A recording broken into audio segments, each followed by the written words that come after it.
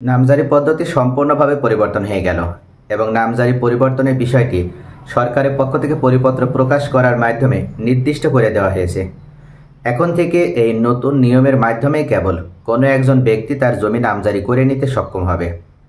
পূর্বে যে সিস্টেমে নামজারি করতে হতো সেই সিস্টেমটি সম্পূর্ণভাবে বাতিল করে দেওয়া হয়েছে এবং নতুন নিয়মের মাধ্যমেই এখন নামজারি করা যাবে। তবে মনে রাখতে হবে যে নতুন নিয়মে নামজারি করতে হলে অবশ্যই দুইটা নির্দিষ্ট নিয়ম মেনে তারপরে নামজারি করতে হবে, নতুবাই নামজারির জন্য আবেদন করবেন, আপনার নামজারি আবেদনটি বাতিল হয়ে যাবে। তাহলে বর্তমানে সরকারের পক্ষ থেকে পরিপত্র প্রকাশের মাধ্যমে যে নতুন সিস্টেমের ভিত্তিতে নামজারি করতে হবে বা যে নিয়মের মাধ্যমে নামজারি করার জন্য সরকার যে সিস্টেমটি চালু করে দিল, আজকের এই ভিডিওতে সে সম্পর্কে আমি বিস্তারিতভাবে আলোচনা করব। সাধারণত 2004 সাল থেকেই বাংলাদেশের নামজারি করার ক্ষেত্রে উত্তরাধিকার দিক থেকে পাওয়া সম্পত্তি, যৌথ খতিয়ানের অন্তর্ভুক্ত সম্পত্তি বা ওয়ারিশ সূত্রে পাওয়া সম্পত্তির ক্ষেত্রে সুনির্দিষ্ট একটা বিধিনিষেধ আরোপ করা হয়। 2004 সালে বাটোয়ারা দলিল বাধ্যতামূলক করা হয় যদি উত্তরাধিকার দিক থেকে কোনো ব্যক্তি জমির মালিকানা লাভ করে। তবে অনেক ক্ষেত্রে দেখা যায় যে উত্তরাধিকার দিক থেকে বা ওয়ারিশ সূত্রে জমির মালিকানা লাভ করার পরেও অনেক ব্যক্তি আছে তারা বাটোয়ারা দলিল করে না, এমনকি বাটোয়ারা দলিল ছাড়াই জমি বিক্রয় করে দেয়। পরবর্তীতে ওই জমি যখন রেজিস্ট্রেশন করে দেওয়া হয় বা অন্য আরেকজন ব্যক্তি যখন যিনি ক্রয় করে তাকে যখন রেজিস্ট্রেশন করে দেওয়া হয় এবং তাকে যখন জমিটা দখলও বুঝিয়ে দেওয়া হয়, পরবর্তীতে ওই জমির মূল্য বৃদ্ধি পেলে অন্য যে সহ অংশীদার থাকে বা অন্য যে আরও ওয়ারিশ থাকে তাদের ভিতর থেকে কেউ যদি আপত্তি জানায় বা ওই জায়গা যদি সে দখল নিতে চায় বা ওই জায়গায় যদি তার অংশ বের করে নিতে চায়, তখনই কিন্তু এই সিস্টেমের ক্ষেত্রে যেভাবে জমিটা বিক্রয় করেছিল আর যে ব্যক্তি জমিটা ক্রয় করেছে তাকে সমস্যার ভিতরে পড়তে হয়। আর এই বিষয়টি অনুধাবন করার মাধ্যমে সরকারের পক্ষ থেকে বাটোয়ারা দলিল বাধ্যতামূলক করে দেওয়া হয়। এমনকি বারবার সরকারের পক্ষ থেকে তাগিদ দেওয়ার পরেও অনেক সাব রেজিস্ট্রার কার্যালয়ে আছে, সাব রেজিস্ট্রার মহোদয় এবং সেখানকার জড়িত কর্মকর্তা কর্মচারীরা তারা কোনোভাবে সরকারের নিষেধাজ্ঞাকে গুরুত্ব প্রদান না করে ঘুষ দুর্নীতির মাধ্যমে এইভাবে বন্টনামা দলিল ছাড়াও পারিবারিক সম্পত্তি বা উত্তরাধিকার দিক থেকে পাওয়া সম্পত্তি রেজিস্ট্রেশন করে দিত। কিন্তু বর্তমানে অন্তর্বর্তীকালীন সরকার ক্ষমতায় আসার পরে বাটোয়ারা দলিল ছাড়া বা বন্টনামা দলিল ছাড়া জমি রেজিস্ট্রেশন কার্যক্রম পুরোপুরি নিষিদ্ধ করে দেওয়া হয়েছে। শুধু পুরোপুরি নিষিদ্ধ করাই হয়নি, এখন থেকে কোনো ব্যক্তি যদি বাটোয়ারা বা বন্টনামা দলিল ছাড়া যদি জমি রেজিস্ট্রেশন করতে যায় সেক্ষেত্রে তাকে আইনের মাধ্যমে শাস্তি প্রদান করা হবে। তবে এখানে বাটোয়ারা দলিল ছাড়াও একজন ব্যক্তি চাইলে যৌথ খতিয়ানের অন্তর্ভুক্ত সম্পত্তি বা উত্তরাধিকার দিক থেকে পাওয়া সম্পত্তি তিনি নামজারি করে নিতে পারলে বা তিনি যদি নিজের নামে নামজারি করে নিতে সক্ষম হয় তাহলে তিনি ওই জমি বিক্রয় করতে পারবে। তবে এখানে আগে দুইটা বিষয় তাকে মানতে হবে বা দুইটা নির্দিষ্ট নিয়মের ভিতরে যে তারপরে কেবল ওনাকে নামজারি করতে হবে। এক নম্বরে যে নিয়মে উনি উত্তরাধিকার দিক থেকে পাওয়া সম্পত্তি বা ওয়ারিশ সূত্রে পাওয়া সম্পত্তি বা যৌথ খতিয়ানের অন্তর্ভুক্ত সম্পত্তি নামজারি করে নিতে পারবেন, সেই নিয়মটি হচ্ছে একসাথে যতগুলো ওয়ারিশ উত্তরাধিকার দিক থেকে পাওয়া সম্পত্তির উপরে তাদের অংশ বা সত্ত্ব তৈরি হবে, সকল ওয়ারিশ মিলে যদি একসাথে তারা নিজেদের নামে নামজারি করে নিতে চায় তাহলে কেবল এসএলআর মহোদয়ের কাছে আবেদন করলে এসএলআর মহোদয় এই উত্তরাধিকার দিক থেকে সম্পত্তি বা যৌথ খতিয়ানের অন্তর্ভুক্ত সম্পত্তি সকল ওয়ারিশের নামে নামজারি করে দিবেন। পূর্বে এভাবেও নামজারি করা যেত না, অর্থাৎ বিগত সরকারের সময় অনেক ব্যক্তি আছে তারা উত্তরাধিকার দিক থেকে মালিকানা লাভ করে কিন্তু সেই জমি নিজেদের নামে নামজারি করে নিতে সক্ষম হয় না। কেননা কোনো একজন ব্যক্তি বলে না, সবাই মিলেও যদি নামজারির জন্য তারা আগ্রহ প্রদর্শন করেছে বা নামজারির জন্য যদি তারা এসএলআর মহোদয়ের সাথে যোগাযোগ করেছে, তারপরে এসএলআর মহোদয় তাদেরকে নামজারি দেয়নি।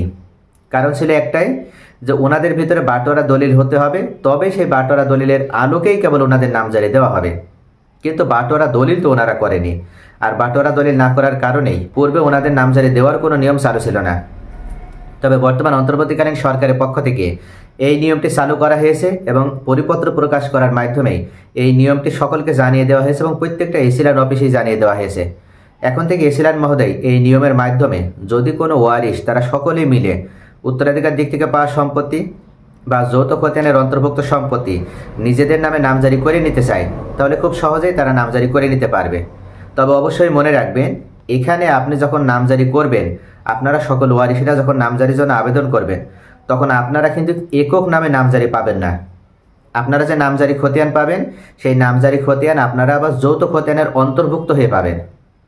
অর্থাৎ পূর্বে আপনারা আপনাদের পিতার দিক থেকে জমির মালিকানা লাভ করেছেন, ওয়ারিশ সূত্রে আপনার পিতার সম্পত্তির আপনারা বৈধ ওয়ারিশ। এখন পিতার সম্পত্তি আপনারা নিজেদের নামে নামজারি করে নিতে চাচ্ছেন, পিতার নামের সম্পত্তি।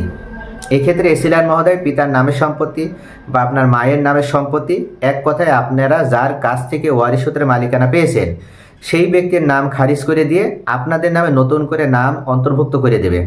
সরকারি রেকর্ড বই পরিবর্তন করে বা সংশোধন করে নতুন মালিক হিসেবে আপনাদের নামে রেকর্ড বই নাম অন্তর্ভুক্ত করে নেবে। তবে মনে রাখবেন, এককভাবে আপনারা যদি কোনো একজন যে নামজারির জন্য আবেদন করেন সেক্ষেত্রে আপনাদের এই নামজারি অ্যালাউ করা হবে না। সেখানে আপনারা সকল ওয়ারিশ মিলে যদি উপস্থিতি নামজারির জন্য আবেদন করেন তবেই কেবল আপনাদের সেই নামজারি অ্যালাউ করা হবে বা অ্যাপ্রুভ করা হবে। অনেক সময় দেখা যায় যে কোনো একজন ব্যক্তি মারা গিয়েছে, তার ওয়ারিশ আছে 6 জন, 5 জন ওয়ারিশ রাজি, 1 জন ওয়ারিশ রাজি নয়। অর্থাৎ এইভাবে নামজারি করার জন্য 5 জন ওয়ারিশ তারা একমত হয়েছে, অন্য আরেকজন ওয়ারিশ তাদের সাথে একমত হতে পারেনি। এক্ষেত্রে এই 5 জন মিলে যদি মনে করে যে তারা নামজারি করে নেবে, তখন কিন্তু এটা সম্ভব হবে না। অর্থাৎ এসিলান মহোদয় কোনো একজন ওয়ারিশের অনুপস্থিতিতে এই সম্পত্তি কারোর নামে নামজারি করে দিবে না, যৌথ খতিয়ানের অন্তর্ভুক্ত হলেও দিবে না। ততক্ষণ পর্যন্ত আপনারা নামজারি পাবেন না যতক্ষণ পর্যন্ত সকলে মিলে ঐক্যমত্যে না আসেন। যখন সকলে মিলে ঐক্যমত্যে আসবেন এবং সবাই মিলে নামজারির জন্য আবেদন করবেন এসিল্যান্ডের কাছে, তখন এসিল্যান্ড মহোদয় আপনাদের যৌথ খতিয়ানের অন্তর্ভুক্ত করে নামজারি প্রদান করবে। এখানে আপনাদের জাস্ট 3টি কাগজ লাগবে। অর্থাৎ এইভাবে নামজারি নেওয়ার জন্য আপনাদের শুধুমাত্র 3টি কাগজ জমা দিতে পারলে এসিল্যান্ড মহোদয় আপনাদের নামজারি দিয়ে দেবে। আপনারা যারা নিজেদের নামে নামজারি করে নেবেন, আপনাদের যে 3টি কাগজ লাগবে সেটা হচ্ছে, 1 নম্বরে আপনাদের অবশ্যই ভোটার আইডি কার্ড প্রয়োজন হবে। আপনারা যে বাংলাদেশের বৈধ নাগরিক এমন একটা ভোটার আইডি কার্ড আপনাদের অবশ্যই ওই সময় নামজারির জন্য আপনাদের জমা দিতে হবে। দ্বিতীয় পর্যায়ে আপনাদের যে ডকুমেন্ট জমা দিতে হবে সেটি হচ্ছে একটি সঠিক ওয়ারিশান সনদ।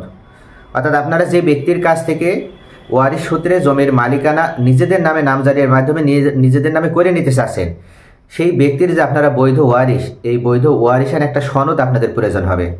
আর আপনারা খুব সকলেই এখন ভালোভাবে জানেন যে ওয়ারিশ সনদ আপনারা যদি ইউনিয়ন পরিষদের বাসিন্দা হন তাহলে ইউনিয়ন পরিষদের চেয়ারম্যান থেকে নিতে হবে, আর যদি আপনারা পৌরসভার বাসিন্দা হন তাহলে পৌর মেয়রের কাছ থেকে নিতে হবে।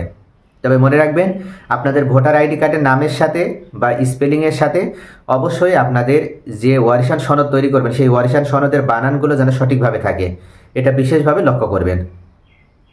তৃতীয় পর্যায়ে আপনাদের যে ডকুমেন্টসটি প্রয়োজন হবে সেটা হচ্ছে, যে ব্যক্তির জমি নিজেদের নামে আপনারা নামজারি করে নিতে চাচ্ছেন সেই ব্যক্তির মালিকানার বৈধ ডকুমেন্টস। যদি আপনাদের পিতা রেকর্ড সূত্রের মালিক হয় তাহলে সর্বশেষ রেকর্ড খতিয়ান অনুযায়ী, আর যদি আপনার পিতা দলিল সূত্রে মালিক হয় তাহলে অবশ্যই আপনার পিতার একটা বৈধ দলিল থাকা লাগবে। এই 3টি ডকুমেন্ট যদি আপনারা জমা দিতে পারেন তাহলে এসিল্যান্ড মহোদয় আপনাদের যৌথ খতিয়ানের অন্তর্ভুক্ত করে আপনাদের নামজারি অ্যাপ্রুভ করবে। দ্বিতীয় আরেকটি নিয়ম আছে।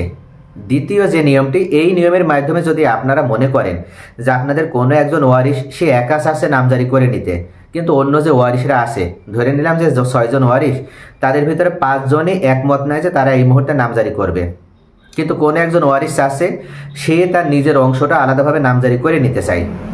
এখন এই মুহূর্তে যদি 6 জনের ভিতরে কোনো একজন ওয়ারিশও যদি আপত্তি জানায় তাহলে যেমন নামজারি করা সম্ভব নয়, কিন্তু আবার অন্য ওয়ারিশেরা না চাইলেও কোনো একজন ওয়ারিশ যদি চায় তাহলে সে চাইলে নিজের নামে এককভাবে নামজারি করে নিতে সক্ষম হবে।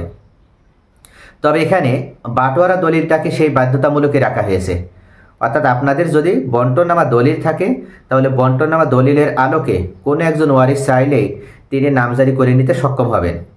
কিন্তু বন্টননামা দলিল করতে হলেও তো আপনাদের সকল ওয়ারিশের ঐক্যমত্য প্রয়োজন, কিন্তু সকল ওয়ারিশ যদি ঐক্যমতে না আসে তাহলে একজন ব্যক্তি তিনি বৈধ ওয়ারিশ এটা প্রমাণ করার মাধ্যমে কোর্ট থেকে উনি বাটোয়ারা বা বন্টননামা করে নিতে সক্ষম হবেন। এক্ষেত্রে কোর্টে আপনাকে একটি বাটোয়ারা মামলা দায়ের করতে হবে। এই বাটোয়ারা মামলা দায়ের করার মাধ্যমে আপনি বিজ্ঞ আদালতের কাছ থেকে একটা ডিক্রি গ্রহণ করে নিতে পারবেন।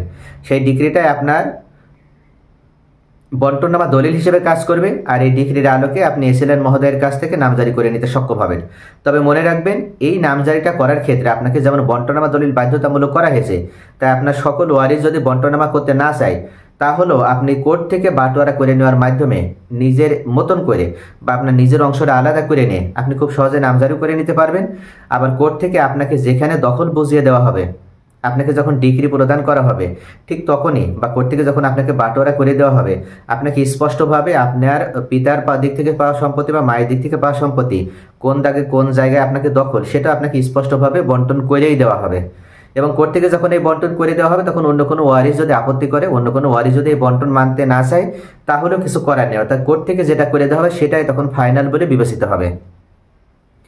আর এইভাবেই কেবল একজন ব্যক্তি চাইলে তখন তারা নিজের সম্পত্তি নিজের নামে নিজের অংশটা আলাদা করে নিয়ে এসিল্যান্ড মহোদয়ের কাছ থেকে নামজারি করে নিতে পারবে এবং নিজে তিনার জমির পরিপূর্ণ খাজনা প্রত্যেক বছর প্রদান করতে পারবে।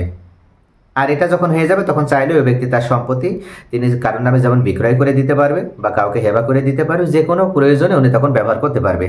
তাহলে ভিউয়ার্স, আশা করি বুঝতে পারছেন যে এখন থেকে নামজারি করার জন্য পূর্বের যে নিয়মটি ছিল সেই নিয়ম বাতিল করে দেওয়া হয়েছে। নতুনভাবে নতুন নিয়মে সরকার পরিপত্র প্রকাশ করার মাধ্যমে এই দুইটি সিস্টেম চালু করেছে। এই দুইটি সিস্টেমের ভিতরে আপনি চাইলে এখন আপনার জমি নামজারি করে নিতে সক্ষম হবেন।